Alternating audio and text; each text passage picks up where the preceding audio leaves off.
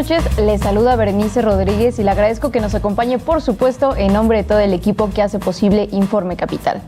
Mire, cuando decimos que la seguridad la construimos entre todas y todos, no hablamos de cámaras o rejas, hablamos de la vida de quienes nos rodean. Ayer, en el CCH Plantel Sur de la UNAM, lamentablemente un alumno fue asesinado y un trabajador resultó herido. Esta tragedia nos obliga a preguntarnos cómo construimos entornos seguros para las juventudes. La seguridad empieza en lo cercano, en la familia, en los círculos de confianza, en la atención a las señales que indican que algo no está bien. La escuela, como sabemos, es un espacio vital donde los jóvenes aprenden a socializar y a construir vínculos. Por eso las y los docentes necesitan contar con herramientas y condiciones dignas para poder acompañar su desarrollo humano y académico. Y las instituciones educativas protocolos efectivos para identificar riesgos antes de que se vuelvan una tragedia. Pero mire, la violencia no solo se manifiesta físicamente. Los discursos de odio, la misoginia y la ultraderecha encuentran suelo fértil en la adolescencia, especialmente entre los jóvenes hombres. Movimientos como los incels, la manósfera o la red pill no son fenómenos aislados, son políticas de violencia disfrazadas de ideología, que buscan normalizar la agresión, la frustración dirigida y la dominación masculina. Combatir estas narrativas es tan urgente como reforzar la seguridad física. Ambos forman parte de un mismo tejido de cuidado y prevención. La tragedia en el CCH nos recuerda que la salud mental y vida de nuestros jóvenes depende de nuestra capacidad de escucharlos, acompañarlos y construir entornos seguros dentro y fuera de casa. Ningún alumno debería temer por su vida al ir a estudiar, porque la seguridad es un compromiso colectivo, ético y humano que muestra cómo cuidamos la vida de todas y todos y marca la forma en que nos sostenemos como sociedad. Iniciamos, esto es Informe Capital.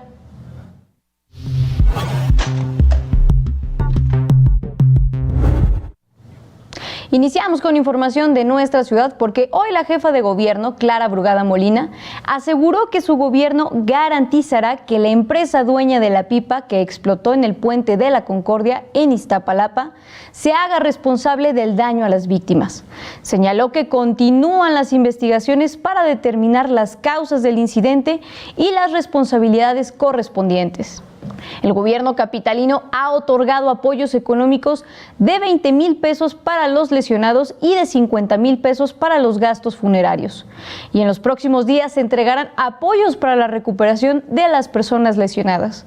Lamentablemente, hay 29 personas fallecidas, 16 hospitalizadas y 39 dadas de alta hasta el corte de este martes. Justamente estamos en un análisis sistematizando quiénes son las familias que lo requieren, es decir, que no han regresado a trabajar, que en fin, siguen hospitalizadas o que dadas de alta todavía no pueden regresar a trabajar, en fin, y considero que el fin de semana estaremos en condiciones de dar ese segundo apoyo. Por su parte, la presidenta Claudia Sheinbaum Pardo adelantó que la titular de la Secretaría de Energía, Luz Helena González Escobar, presentará la próxima semana la nueva normativa para el transporte seguro de gas LP. Precisamente esta noche la mandataria federal sostiene una reunión con las partes involucradas en la regulación para revisar el documento antes de su publicación. Mire, en otros asuntos, la presidenta también lamentó el fallecimiento de Jesús Israel Hernández, estudiante del Colegio de Ciencias y Humanidades, quien fue atacado con un arma blanca por otro alumno. Asimismo, ofreció el apoyo de su gobierno a la Universidad Nacional Autónoma de México para lo que se requiera y puntualizó que la Subsecretaría de Educación Media Superior trabaja para apoyar a las y los estudiantes de preparatoria para construir ambientes de paz en sus escuelas. También le informo que el trabajador de la UNAM de 65 años que resultó herido ya fue dado de alta y tanto él como su familia reciben apoyo de la máxima casa de estudios. Hay que ver en particular el caso, más allá de colocarlo en una situación de violencia generalizada. No parece que haya habido una riña, sino más bien fue un ataque directo del otro estudiante. Estamos esperando las investigaciones. Pedí a la Secretaría de Gobernación que se acercara a la familia y pues cooperar con la Universidad Nacional Autónoma de México en lo que determine que podamos ayudar. También en la conferencia mañanera del pueblo, el subsecretario de Salud, Eduardo Clark, exhibió a empresas farmacéuticas que han incumplido con la entrega de medicamentos a 4 meses de haberse comprometido mediante contratos de suministro. Señaló que Biointegral Servicios ha incumplido en 100% de su contrato, mientras que la empresa Serral no ha entregado 93% de lo acordado. De igual forma, Consumibles Médicos con 79.4%, entre otras empresas. Al respecto, la presidenta Claudia Sheinbaum Pardo informó que las farmacéuticas tienen hasta este mes para cumplir con los contratos o serán inhabilitadas y ya no podrán vender medicinas al gobierno. El IMSS Bienestar ha hecho muchísimo trabajo para que estos medicamentos que van lleguen a los pacientes, con las rutas de la salud, con todos los esquemas que tenemos. El IMSS y el ISSSTE han subido muchísimo, pero no podemos llegar al 100% si los proveedores que asumieron compromisos formales con el Gobierno de México no los cumplen. Y hacemos un llamado a las empresas a que tengan no solo un perfil comercial, sino también humano. En más información, el director general del IMSS Bienestar, Alejandro Sbarch Pérez, informó que la estrategia Rutas de la Salud inició con la segunda entrega de paquetes de medicamentos a las unidades de primer nivel ubicadas en las 23 entidades federativas adheridas al IMSS Bienestar. Asimismo, reportó que en la primera entrega realizada en agosto pasado, 8.061 centros de salud y 578 hospitales de segundo y tercer nivel recibieron 11.364 kits de medicamentos. Y mire, en el marco de la glosa del primer informe de gobierno de la presidenta Claudia Sheinbaum Pardo, esta mañana la subsecretaria de Gobernación, Rosa Isela Rodríguez Velázquez, compareció ante el Pleno de la Cámara de Diputados. La servidora pública federal destacó que la inversión en programas sociales y el aumento del salario mínimo ayudaron a que 13.5 millones de personas salieran de la pobreza. Puntualizó que la inversión social en 2025 superó los 850,000 millones de pesos que se tradujeron en beneficios para 32 millones de familias mexicanas. Mientras el mundo enfrenta incertidumbre y tensiones, nuestra nación se distingue por la solidez y estabilidad de su economía. No es una frase, es una realidad. México cambió y se transforma para bien.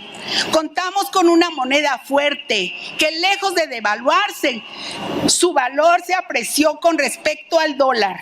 Además, en agosto de 2025 se tenían registrados 22.4 millones de empleos formales ante el IMSS.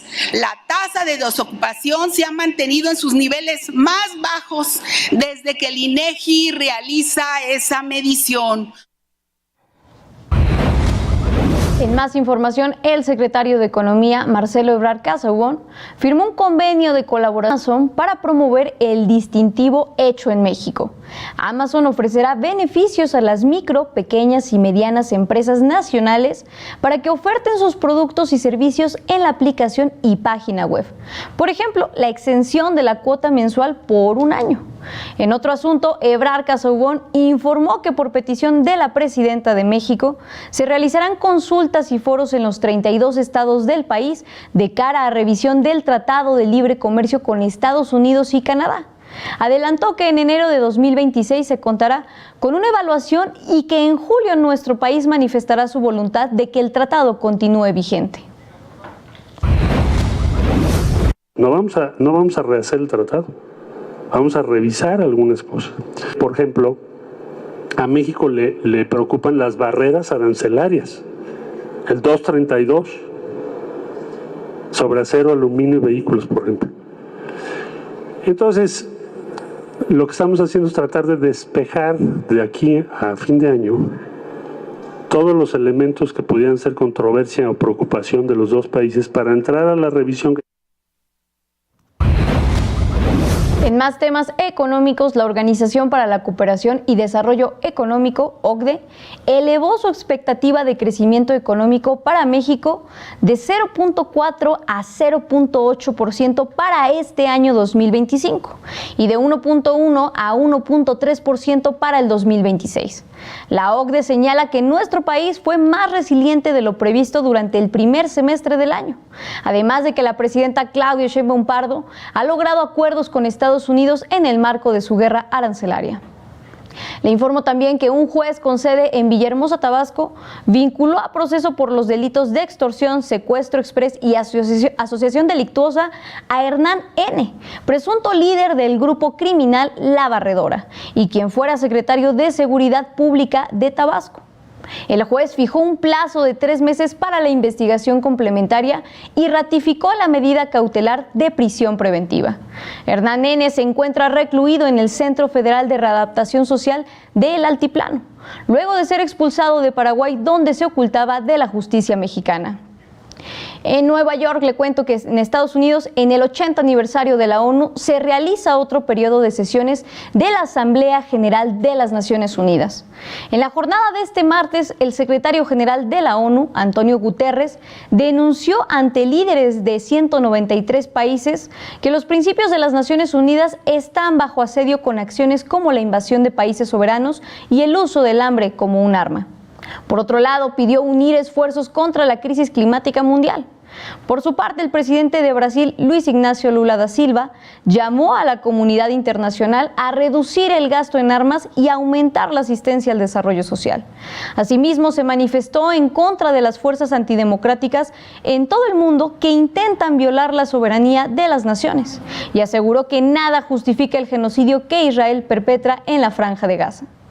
En tanto, el presidente de Estados Unidos, Donald Trump, señaló que la ONU no funciona ni ayuda a acabar con las guerras y declaró que los países europeos se están yendo al infierno a causa de la inmigración. Sí, así como lo escuchó. Con esto nos vamos a un corte y regresamos.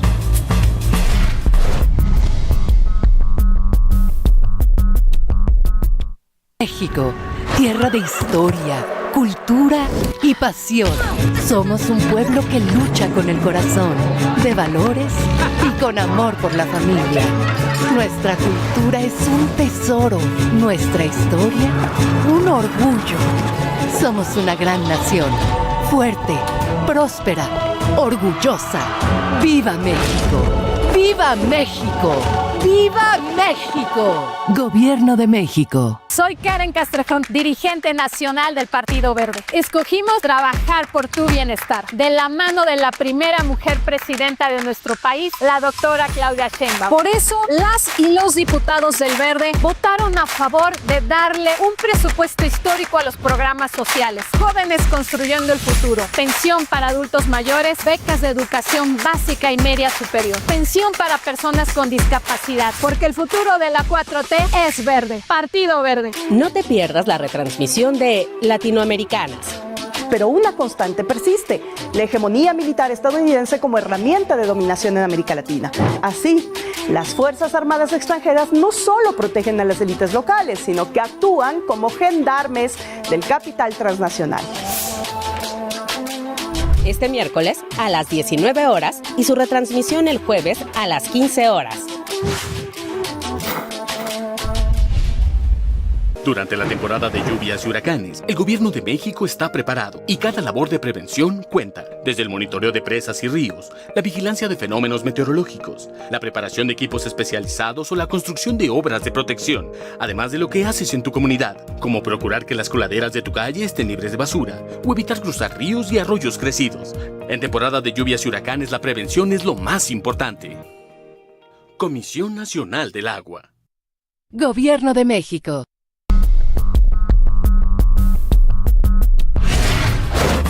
Continuamos en Informe Capital y como le comentaba, Estados Unidos es sede de la Asamblea General número 80 de la Organización de las Naciones Unidas.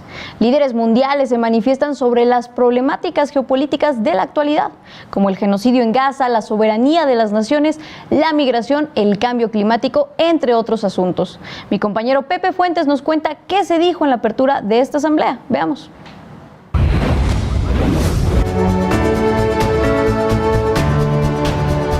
de mundo elegiremos?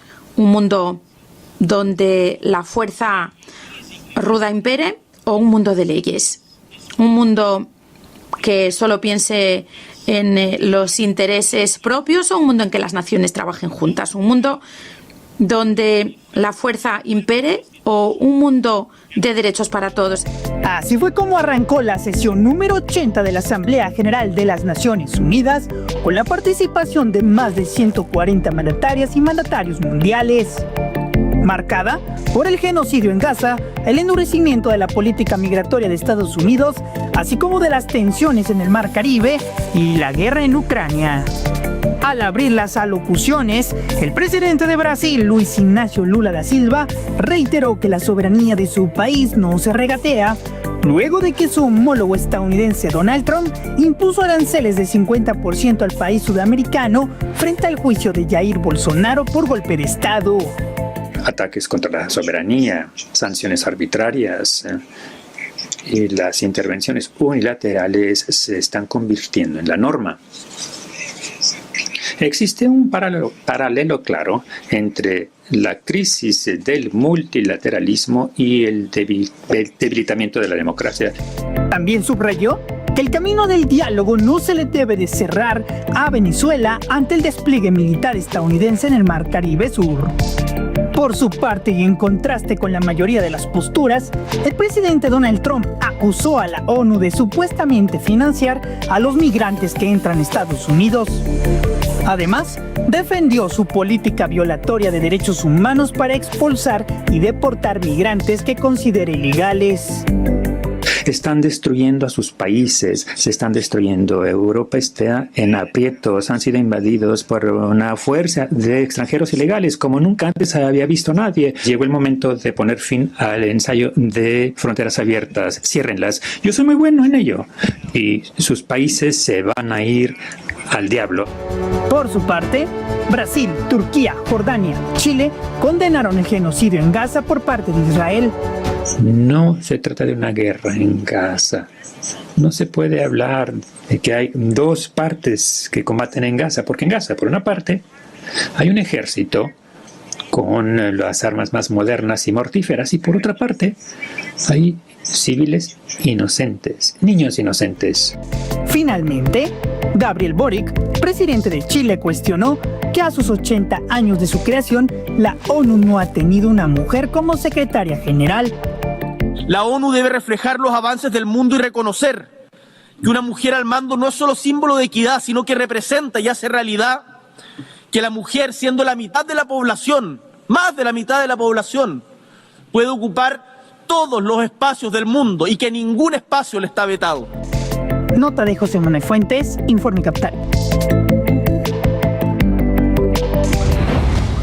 Pues como lo vimos, visiones pues muy contrarias e incluso antagónicas de cómo debe de ser el mundo y qué valores deben predominar. Y mire, precisamente por el incremento de la ofensiva israelí en la ciudad de Gaza, dos hospitales han dejado de dar servicio, el infantil Al-Rantisi y el oftalmológico San Juan. Estos dos centros eran los únicos que cubrían especialidades. El Ministerio de Salud gazatí acusó a Israel de atacar al sistema sanitario como parte de su política genocida. Ahora es momento de irnos con la nota.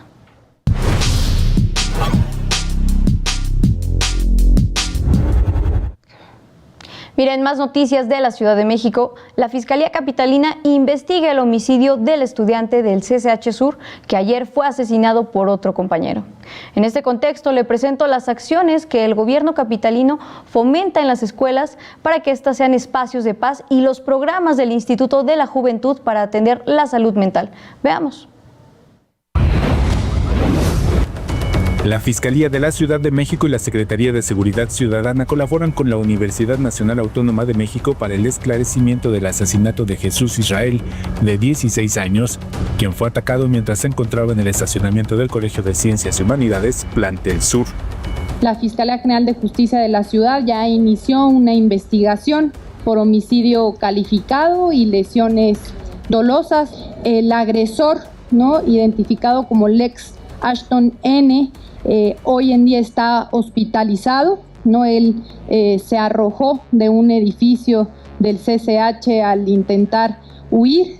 y tiene custodia por parte de la Secretaría de Seguridad, y la Fiscalía está integrando una investigación para de inmediato poder tener una orden de aprehensión contra el sujeto identificado por ambos delitos. Desde el lunes, la jefa de gobierno de la Ciudad de México, Clara Brugada Molina, lamentó el hecho y señaló que este tipo de agresiones pueden evitarse en las escuelas, que tendrían que ser espacios de paz, convivencia, libertad y alegría para la comunidad estudiantil. Y justamente para prevenir la violencia en las escuelas, en noviembre de 2024 se puso en marcha el programa Vida Plena, Corazón Contento, que tiene como una de sus principales estrategias la intervención psicoeducativa en escuelas públicas. Se ha implementado en secundarias y preparatorias. Actualmente opera en 153 planteles de nivel medio superior y se gestiona su extensión a los CCHs. Este programa opera con un equipo de 200 profesionales de la salud mental que acuden a las escuelas de manera regular para brindar acompañamiento, talleres y canalización de casos que requieran atención especializada, incluyendo estudiantes, docentes y padres de familia.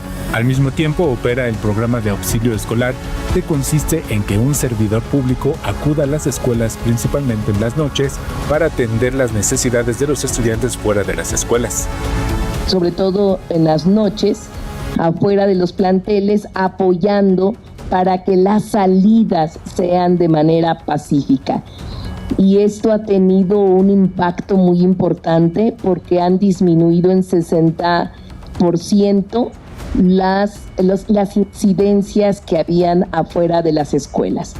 Adicionalmente, se informó que desde el Instituto de la Juventud Capitalino se reforzará la atención integral a jóvenes estudiantes a través de la estrategia Está Chido Sentirse Bien, dirigida a la prevención en materia de salud mental, autocuidado y cultura de la paz, un proyecto con el que se visitaron hasta el momento más de 100 planteles educativos y se continuará trabajando de forma cercana con las y los estudiantes para prevenir la violencia y construir entornos seguros.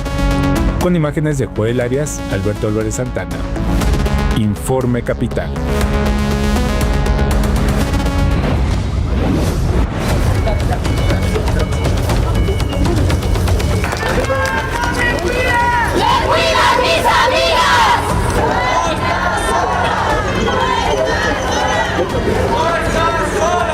No queremos que nuestros hijos regresen a la escuela con promesas vacías de nuevo, que nos hagan leer y firmar documentos que realmente no llevan a ningún lado. Estamos exigiendo que la seguridad se cumpla y que se garantice también el acceso a la salud mental. No funcionan las cámaras o no hay vigilancia, los botones de ayuda no funcionan y en general tampoco piden credenciales, no hay casi nadie en las puertas principales para revisar quién entra y quién no. Un plan de seguridad integral que incluya revisión y actualización de los protocolos de seguridad existentes, capacitación para el personal de seguridad, docentes y alumnados sobre el procedimiento de emergencia y primeros auxilios, instalación de cámaras de seguridad, sistemas de alarma en áreas estratégicas del plantel.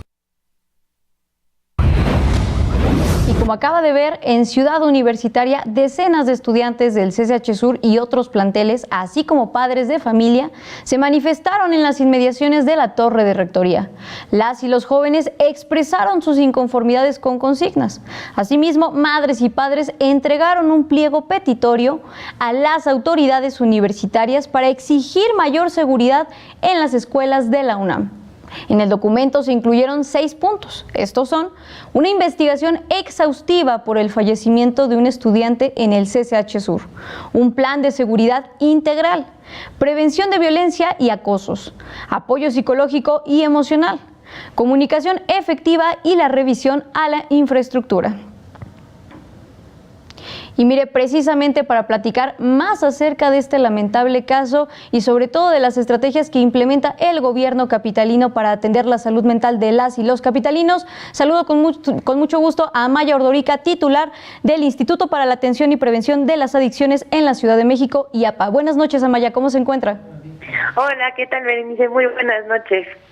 Oye, Amaya, quisiéramos empezar por, antes de caer a este caso y que se está implementando, ¿cómo está la salud mental actualmente de las y los capitalinos, sobre todo de las juventudes?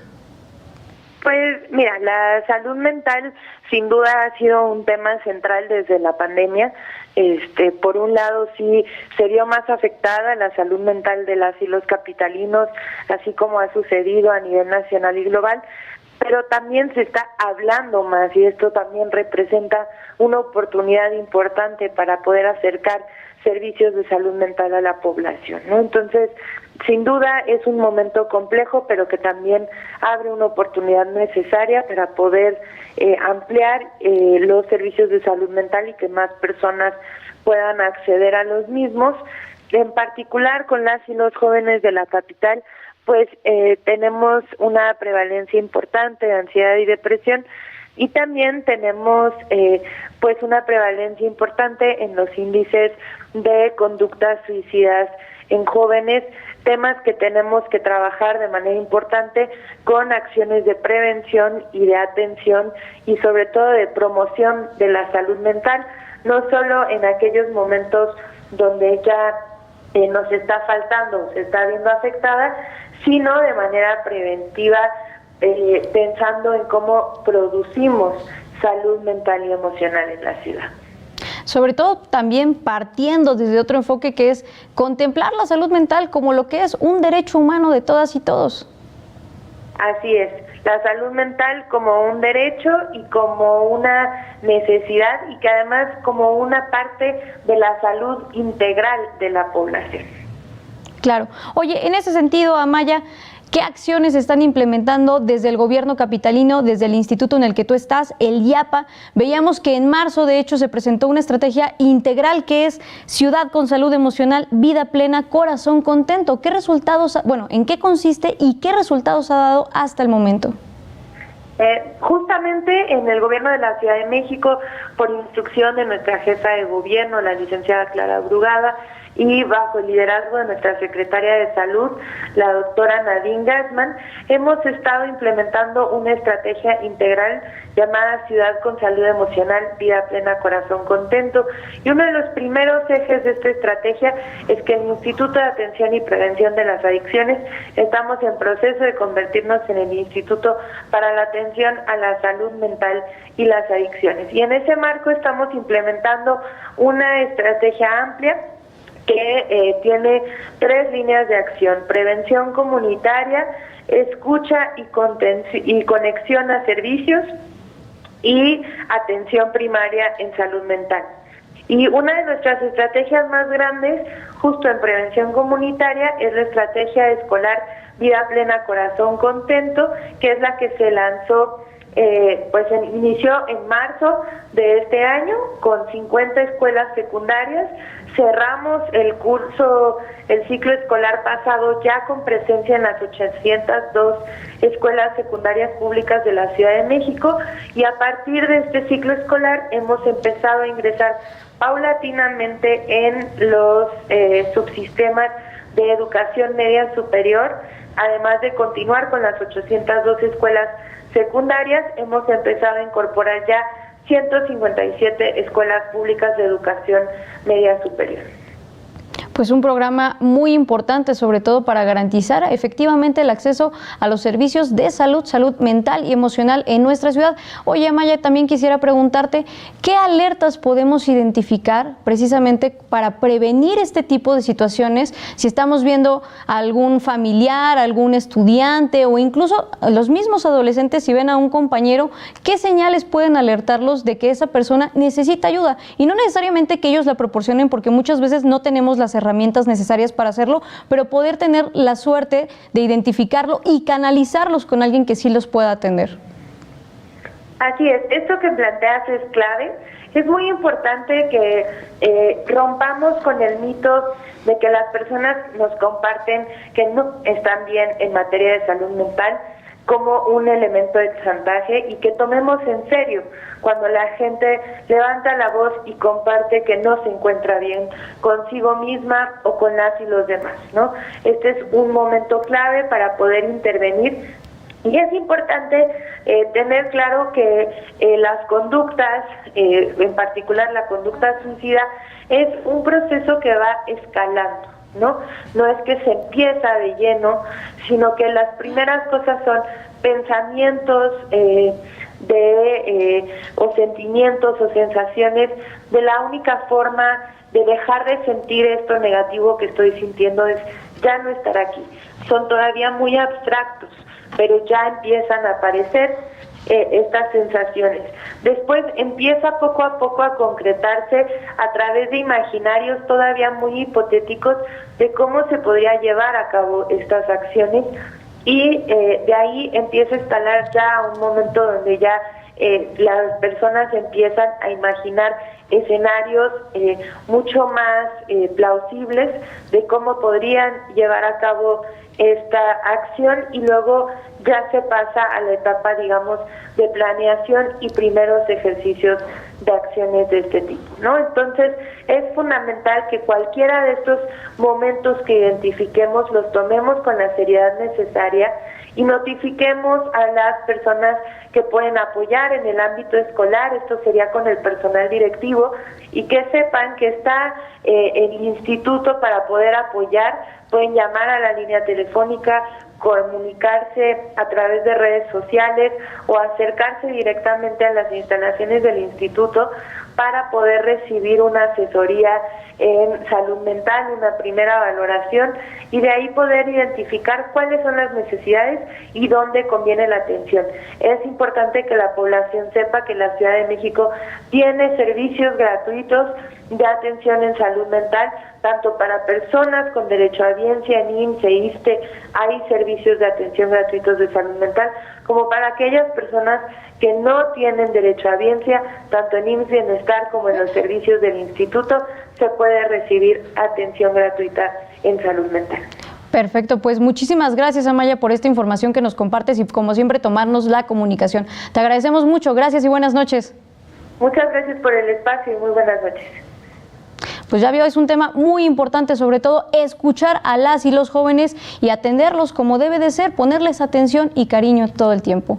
Mire, cambiando de tema, como le adelanté al inicio del noticiero, la próxima semana se presentarán las nuevas reglas para regular el transporte de materiales peligrosos tras la explosión de una pipa de gas en Iztapalapa. La jefa de gobierno, Clara Brugada Molina, adelantó que se tratan de medidas para evitar incidentes como el ocasionado el 10 de septiembre pasado y por el cual se reportan hasta ahora, lamentablemente, 29 víctimas fatales y 16 personas continúan hospitalizadas. Para ellos y sus familias, refrendó apoyos y reparación de daño. Veamos. A 13 días de la explosión de la pipa de gas LP en Iztapalapa, que hasta el momento dejó 29 víctimas mortales, la jefa de gobierno, Clara Brugada Molina, informó que su administración ya cuenta con una propuesta de reformas para regular el transporte de materiales peligrosos en la capital. Este consta de 4 ejes para garantizar la seguridad al movilizar este tipo de productos y evitar que se repita una tragedia como esta. Reformas que tienen que ver con medidas de que se regulen de velocidad, de horario, de rutas, es decir, de qué avenidas podrán transportarse y de capacidad de los transportes. Estas 4 regulaciones en materia de reformas al reglamento de tránsito.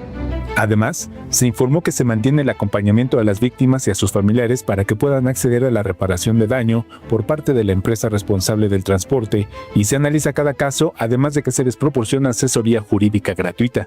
Quiero también, de manera muy categórica, informar que como gobierno de la ciudad vamos a empujar, a garantizar, y esa es nuestra tarea, que la empresa asegure la reparación integral del daño. Allí hay responsabilidades y eso es lo más importante. Adicional al pago que debe realizar la empresa, se informó que la administración local seguirá apoyando de manera económica y con servicios médicos a las personas que sean dadas de alta y que permanezcan en los hospitales hasta completar su convalecencia, así como los familiares que permanecen al cuidado de las víctimas. También Informamos que vamos a estar al pendiente de los que ya se dieron de alta, porque no significa que ya están bien, sino que están fuera de hospital, están fuera de peligro, pero necesitan apoyo y seguimiento en salud. La jefa de gobierno rechazó que su administración se quiera quedar con las donaciones y pida dinero para las víctimas de la explosión de la pipa. Pareciera que hay malos entendidos con el comité que anunciamos. Malos entendidos porque ahora pareciera que lo que queremos es que se resuelva de manera privada y no. Por eso quiero decir categóricamente que hay responsables en esta situación y que vamos a estar garantizando que los responsables, que la empresa cumpla con la reparación integral del daño. Para evitar los sesgos en la información, el Comité de Solidaridad con las Víctimas, al que se anunció que las personas que deseen aportar de manera voluntaria para la causa, operará después de atender la emergencia. Con imágenes de Joel Arias, Alberto Álvarez Santana, Informe Capital. Pues ya lo vio, ahí está el llamado categórico. Hay responsables y deberán asumir las consecuencias de esta tragedia. Vamos a un corte y volvemos.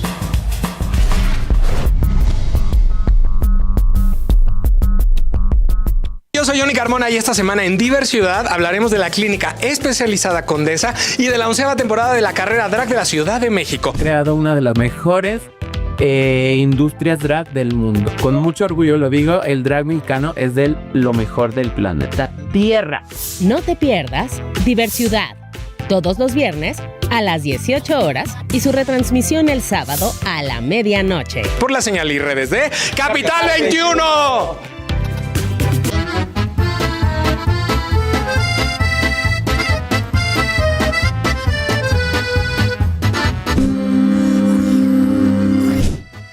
Oye, ¿tú sabes por qué está eso ahí? Hay preguntas que no tienen respuesta. Hasta que abres un libro, sorpréndete redescubriendo el mundo de la mano de los más increíbles autores latinoamericanos y de grandes expertos en literatura. Leer, una hora inesperada. Invitan el Fondo de Cultura Económica y Capital 21.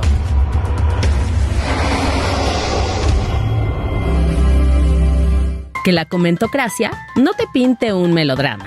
Mejor sintoniza lo más absurdo en los medios. El próximo sábado a las 14 horas. Lo espero aquí en Lo Más Absurdo en los Medios. Una producción original de Capital 21.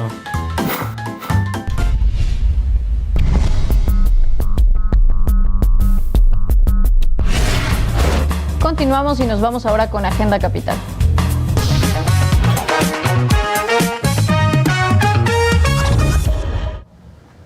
La fiscal general de Justicia de la Ciudad de México, Berta Alcalde Luján, informó que se trabaja en colaboración con la Fiscalía del Estado de México en la investigación sobre el doble homicidio de los jóvenes colombianos que fueron localizados sin vida en el municipio de Cocotitlán. Refirió que las primeras indagatorias revelan que los cantantes de origen colombiano abordaron un vehículo en la zona de Polanco rumbo al Estado de México, donde lamentablemente fueron encontrados sin vida. La Fiscalía General de Justicia tiene abierta una investigación por el del Estado de México, tiene abierta una investigación por el delito de homicidio contra estos dos jóvenes y desde la Fiscalía General de Justicia de la Ciudad de México vamos a colaborar con la Fiscalía del Estado de México en todo lo que respecta a la investigación por el delito de homicidio que se está llevando a cabo en esta entidad federativa. En más información, este martes comenzó a operar la primera tortillería comunitaria de nuestra ciudad en la Utopía Libertad de la Alcaldía Iztapalapa. Se trata de un proyecto que impulsa la producción de maíz local sin pesticidas, abonos químicos o transgénicos. Es un grano 100% criollo. Queremos, por lo tanto, decirles que hoy inauguramos un proyecto que va a ser ejemplo, que esta ciudad puede consumir lo que produce, que no se pierde en los intermediarios o que no sabemos dónde queda el maíz que con tanto amor se produce en el sur de la ciudad. La proyección estimada de maíz de la Ciudad de México para este ciclo 2025 se estima en 3.300 toneladas y esta tortilla Utopía Libertad beneficia directamente a 66 productores directos, 330 beneficiarios indirectos y se contempla una producción de 400 kilos al día de tortillas. También, como cada semana, la jefa de gobierno encabezó la jornada de Zócalo de Gobierno Ciudadano junto a su gabinete. En esta ocasión atendieron las demandas y peticiones de ciudadanas y ciudadanos. Capital 21 conversó con algunos de los asistentes y esto fue lo que nos dijeron. Feliz porque yo creo que esta atención que le dan al ciudadano en la Ciudad de México es el acercamiento para las gestiones que no nos dan en la alcaldía. Y la verdad, hoy me atendió, como en otras ocasiones, el secretario César Cravioto, y es un ser que seguramente no se equivocó la jefa de gobierno, porque es un ser muy sensible hacia los ciudadanos, quiere apoyar en todo y apoya, escucha y acciona. Yo me dedico a ser administradora de rentas de estudiantes y todo esto, y vengo a hacer consultas comúnmente. Entonces ahorita es la segunda vez que vengo y las consultas que he hecho sí me las han resuelto, me han atendido bastante bien, me han dado una información muy personalizada, una atención muy personalizada, entonces no tengo queja, la verdad. Le pedí a la señorita que queríamos que nos lleven a pasear, ya que mi esposito está un poco enfermo, tiene Parkinson y distrayéndose no le dan crisis como cuando le dan. Nos van a llevar a pasear y el próximo viaje es a Acapulco. Y mire, el Instituto Mexicano para la Competitividad analizó las condiciones socioeconómicas de las mujeres jóvenes en nuestra ciudad.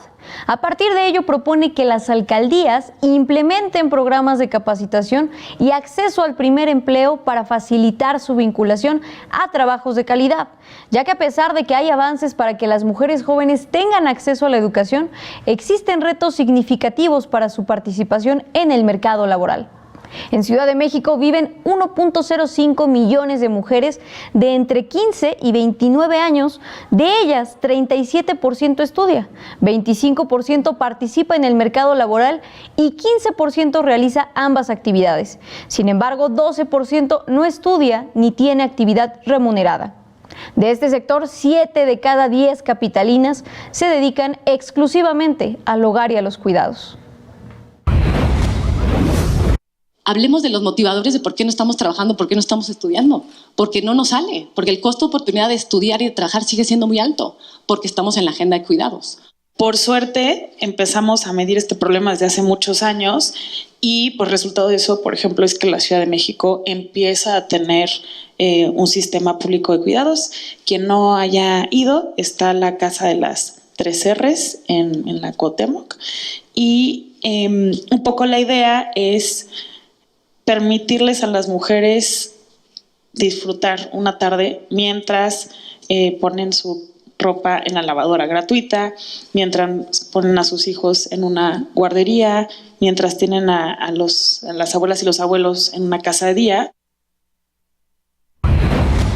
Con esto nos vamos a una pausa y volvemos.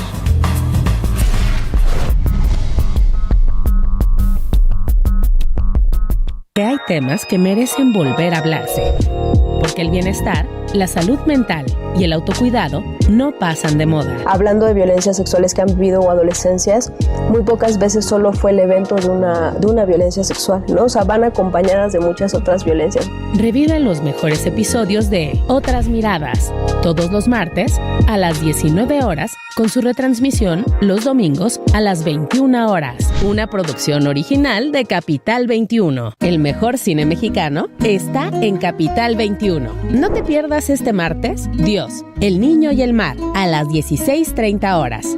El jueves, La Línea, a las 16:30 horas. El Corazón de la Noche, a las 23 horas. Y el viernes, Estas ruinas que ves, a las 23 horas. Invitan IMCINE y Capital 21. En California apareció una nueva forma de expresarse, desafiar los límites y volar por el aire. BMX es una abreviatura que significa bicicleta motocross. A mi familia no le encantaba porque yo llegaba a veces con raspaduras. Somos un deporte que siempre busca el reto personal. No te pierdas la retransmisión de Reportajes 21 este miércoles a las 15:30 horas. Una producción original de Capital 21.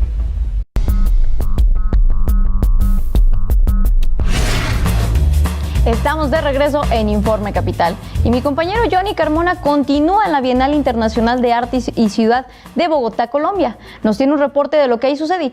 Johnny, cuéntanos, ¿qué ha sucedido este día en la Bienal? Gracias, Bere. Yo espero que estés muy bien. Y de entrada yo te quiero agradecer que una vez más nos ofrezcas un espacio en Informe Capital. La verdad es que yo estoy muy feliz. Estamos ya cerrando actividades de crónica nosotros, porque obviamente las actividades de la Bienal siguen. Y ahora me encuentro con la directora invitada de la Orquesta Filarmónica de Mujeres de la Orquesta Filarmónica de Bogotá, Natalie López. Bien, muchas gracias y bienvenida a Informe Capital. Vale, muchísimas gracias por estar aquí, por la invitación y por esta conversación también. Muchas gracias. Sabemos que este sábado a las 7 de la noche es el concierto de ustedes, todas mujeres fantásticas, con nuestra artista Ali Guagua, ¿no? Cuéntame un poquito cómo va a ser eso. Sí, señor. Bueno, estamos muy contentas, muy emocionadas de poder participar, apoyar a esta artista tan maravillosa que ustedes nos traen acá a Colombia de visita, y pues qué tan lindo que pueda estar acompañada de esta orquesta solamente de mujeres. Pues Bere y nuestra audiencia, quiero invitarles a que vean estas imágenes, esta cápsula pequeñita que armamos de este ensayo fantástico, y regresamos.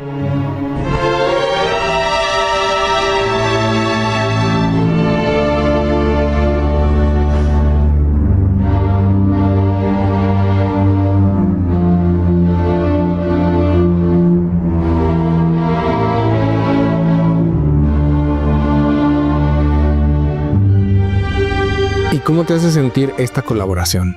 Bueno, me parece que es muy importante visibilizar el trabajo de la orquesta, digamos que enmarcado también como conectándose con lo que hace Ali. Me parece que está muy interesante mostrar un poco el poder femenino de ambas partes. Muchas emociones. La primera y más importante es que realmente me parecen necesarias las alianzas artísticas entre mujeres.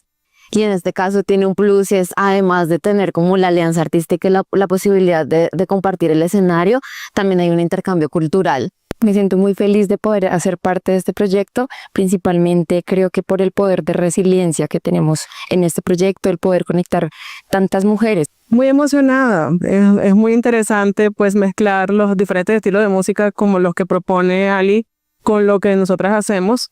Y pues a nosotras nos nutre un montón toda esa diversidad, todo el discurso que ella trae también. Es muy interesante pues la mezcla cultural. Me siento muy feliz porque especialmente quiero mucho a México. Es un país que tengo en mi corazón y me parece muy interesante hacer esta mezcla de sonidos, de estilos musicales. A mí me parece muy chévere, amo México también porque allá está la Guadalupana, entonces para mí es como trabajar en equipo con otras personas de otro país, pero que siento que son muy cerquita de mi cultura. Y bueno, Bere, como pues nuestra presidenta lo dice, es tiempo de mujeres, y este concierto lo reafirma de una manera fantástica. Nosotros pues seguimos aquí en Bogotá y regresamos allá al estudio a nuestra fabulosa CDMX. Te mando un beso. Ahí el reporte de nuestro queridísimo Johnny Carmona, directo desde Bogotá. Y mire, cambiando de tema, le cuento que desde 1999, cada 23 de septiembre se conmemora el Día Internacional contra la Explotación Sexual y el Tráfico de Mujeres, Niñas y Niños. Esto para generar conciencia en los gobiernos y en la sociedad sobre las graves consecuencias de estos crímenes. Mi compañero Rodrigo Muñoz nos presenta una radiografía sobre las estrategias y los avances contra estos delitos en nuestra ciudad y país. Veamos.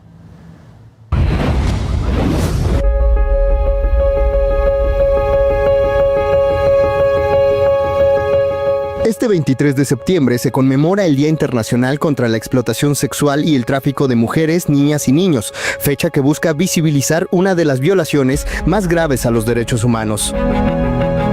En la capital del país se registraron 677 víctimas en la ciudad en 2020. Durante 2021, otros 744. En 2022 la cifra bajó a 397 y para junio de 2024 se habían reportado 320 víctimas. De esos casos en la capital, 54% son mujeres, cerca del 21% hombres y el 79.1% corresponden a niñas y adolescentes de entre 7 y 17 años. Respecto a las modalidades del delito, la explotación sexual representa alrededor del 51.3% de los casos, seguida del trabajo forzado con cerca del 25%. Más de la mitad de las víctimas en Ciudad de México son menores de edad, según el Consejo Ciudadano para la Seguridad y Justicia. El 51% de quienes sufren trata son niñas, niños y adolescentes. Las autoridades capitalinas han puesto en marcha diferentes políticas públicas para combatir este flagelo. Por ejemplo, la Secretaría de Educación de la Ciudad de México, SECTEI, presentó recientemente una agenda integral de política pública para personas sobrevivientes de trata con fines de explotación sexual, que incluye ejes de justicia, reparación del daño, restitución de derechos, pero también educación, investigación y divulgación con perspectiva de género y derechos humanos. Además, en la capital funcionan líneas de denuncia nacionales y chats específicos contra la trata. El Consejo Ciudadano para la Seguridad y Justicia de la ciudad monitorea reportes, distribuye estadísticas por alcaldías, por edades, modalidades de explotación, etc. También se han impulsado servicios de atención especializada a las víctimas, psicológica, legal, social, con especial atención para niñas y adolescentes.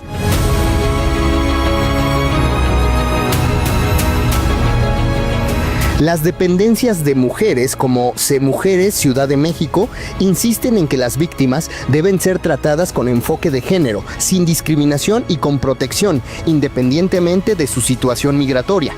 Mientras que a nivel federal, entre 2018 y julio de 2023, el Instituto Nacional de Migración rescató 160 personas migrantes víctimas de trata entre explotación sexual y laboral. Las formas más comunes de explotación incluyen la explotación sexual, el trabajo forzado, la servidumbre, la mendicidad forzada y los matrimonios forzados. Combatir la explotación sexual y el tráfico de mujeres, niñas y niños sigue siendo un pendiente urgente para las autoridades tanto locales como nacionales y en este caso hasta mundiales. Informó Rodrigo Muñoz.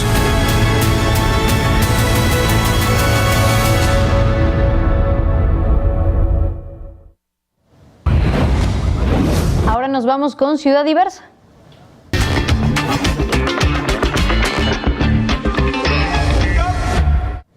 En esta ocasión, en Ciudad Diversa, nos acompaña Nelly Juárez, secretaria de Pueblos y Barrios Originarios y Comunidades Indígenas residentes de nuestra ciudad. Buenas noches, Nelly, ¿cómo se encuentra? Muy bien, acá con el gusto, Berenice, de saludarte nuevamente y a toda tu audiencia. No, muchas gracias por tomarnos la comunicación. Nelly, quisiéramos empezar porque, bueno, el tema es hablar acerca de las lenguas originarias que actualmente están en la Ciudad de México y sobre todo los programas que están impartiendo a partir de CEPI y el gobierno capitalino. Pero quisiera regresarme un poco a ¿cuál es la situación de las lenguas originarias en la Ciudad de México? ¿Cuántas personas hablantes actualmente radican aquí?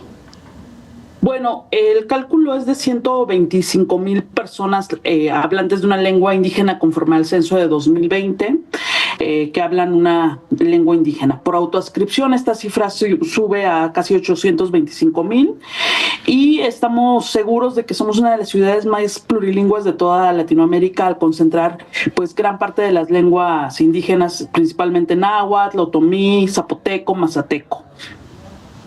Claro, y que muchas veces se cree que como la mayoría de las ciudades es una zona urbana, pues se invisibiliza que todavía tenemos personas hablantes que en su día a día pues hablan una de estas lenguas que ya nos comentabas. Nelly, ¿por qué es importante preservar precisamente estas lenguas como un patrimonio de todas y todos en nuestro país?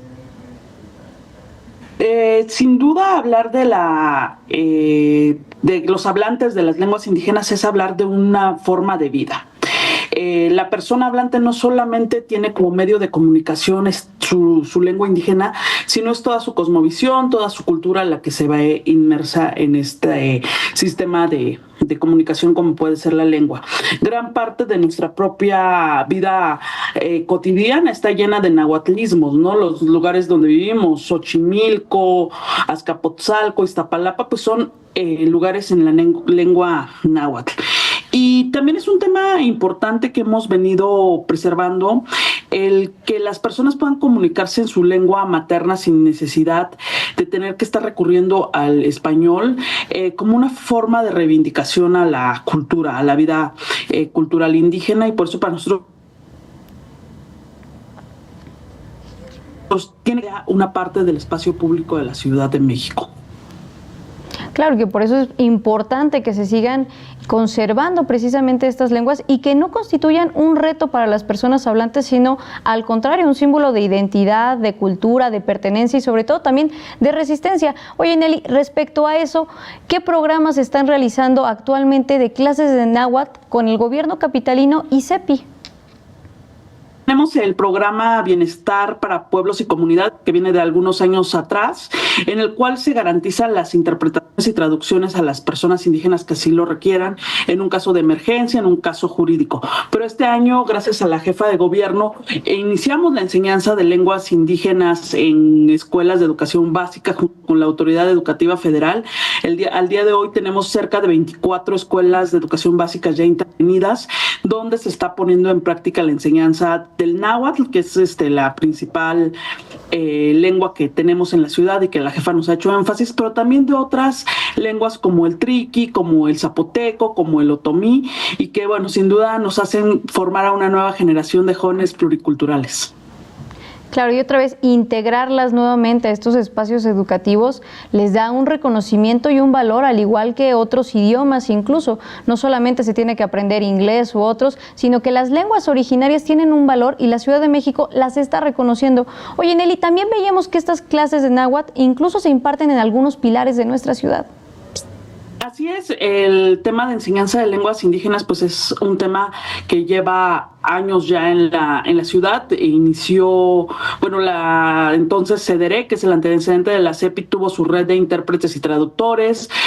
Posteriormente, pues en varios pilares se ha retomado este proceso y este año pues lo hemos fortalecido en la Secretaría junto con la Autoridad Educativa Federal, de poder contar con un programa que pueda tener una base de maestros. La verdad, hemos recibido una gran apertura de la Secretaría de Educación Pública Federal, así como de los docentes, de poder incorporar esta visión, ¿no? Y creo que nos ayuda también a reivindicar gran parte del acervo cultural de las infancias, de crecer en una vida libre de discriminación, y es un tema que nos ha estado llenando de orgullo, además de conocer otros conocimientos, ¿no? Los niños aprenden una lengua, pero también conocen de la milpa, conocen de los procesos del campo, comprenden muchas otras cosas más, y ha sido un trabajo muy importante de quienes nos están apoyando ahora en estos procesos de docencia. Claro que precisamente como lo señalabas, estas lenguas originarias conllevan toda una forma de entender y de vivir en el mundo tal cual, y por eso es muy importante que las nuevas generaciones se involucren. Oye, si quisiéramos tener más información, ¿nos podemos acercar precisamente a CEPI? Así es, estamos aquí en la Secretaría de Pueblos y Barrios Originarios de la Ciudad de México, CEPI, CDMX, en casi todas las redes sociales, donde pueden conocer un poco lo que estamos haciendo y trabajando con la Autoridad Educativa Federal en materia de lenguas. También estamos haciendo festivales donde a través de la música, del arte, pues demos a conocer las lenguas indígenas. Perfecto. Nelly, te agradecemos mucho que nos hayas acompañado como siempre en Informe Capital. Muchas gracias y buenas noches. Hasta luego. Gracias. Pues ya lo vio, eso se está haciendo precisamente en nuestra ciudad. Y no se vaya, quédese en la barra de Capital 21. Yo me despido, pero viene Leer una hora inesperada. Yo lo veo mañana en punto de las 20 horas. Ya lo sabe, ¿en dónde? En Informe Capital. Gracias.